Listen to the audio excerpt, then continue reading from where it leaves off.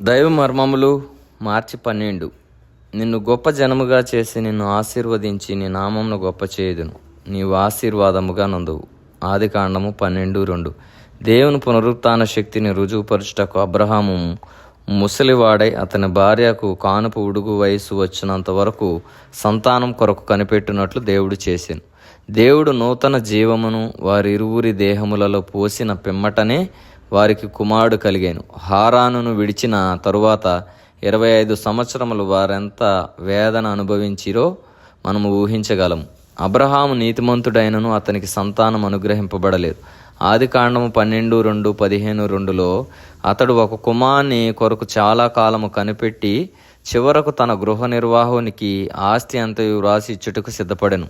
అతనిలోనున్న వేదన గాక అనేకులు అతన్ని అపహసించి, దేవుడు నిన్ను గొప్ప జనముగా చేయనని చెప్పితివే, నీ కొరకు ఒక కుమారుడైనా కలగలేదే, ఆయనకు నీవు ఇష్టడవైతే నీకు ఒక కుమారుని అంతకుముందే ఇచ్చిండవచ్చును గదా అని అందురు. అయినప్పటికీ దేవుడు అతనికి పునరుత్థాన శక్తినిచ్చు వరకు అబ్రహాము మౌనముగా కనిపెట్టుచుండెను. రోమా 4:18-25లో అయితే 24 సంవత్సరంలో కనిపెట్టిన తరువాతనే అట్టి విశ్వాసం అతనికి కలిగెను. అతనిలోను అతని భార్యలోను పునరుత్థాన శక్తి పోయబడినట్లు అతడు గ్రహించెను. ఆ పునరుత్థాన శక్తి వారిలో పోయబడని ఎడల వారి జీవితంలో అట్టి అద్భుతము జరిగి ఉండదు. అతని జీవితంలో శత్రువులు చేసిన అపహాస్యములన్నీ అతని విశ్వాసమును బలపరచెను.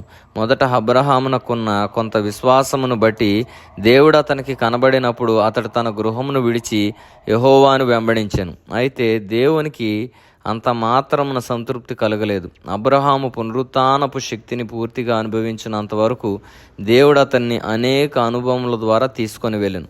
మనము కూడా అనేక అనుభవముల ద్వారా వెళ్ళి దేవుడు మనకు ఇచ్చే ఆ అనుభవముల ద్వారా మనము కూడా పునరుత్థాన శక్తిని పొందాలని, ఎక్కడైతే మనము అవమానించబడ్డామో, ఎక్కడైతే మనము అన్యుల చేత మనం కూడా అనేక విధములుగా అపహాస్యము పాలయము, అక్కడే దేవుడు మనల్ని మంచి పేరును ప్రఖ్యాతులను కలుగజేసి తన పునరుత్థాన శక్తిని ద్వారా సమస్తమును సంపాదించుకోవాలని దేవుని ఆశ.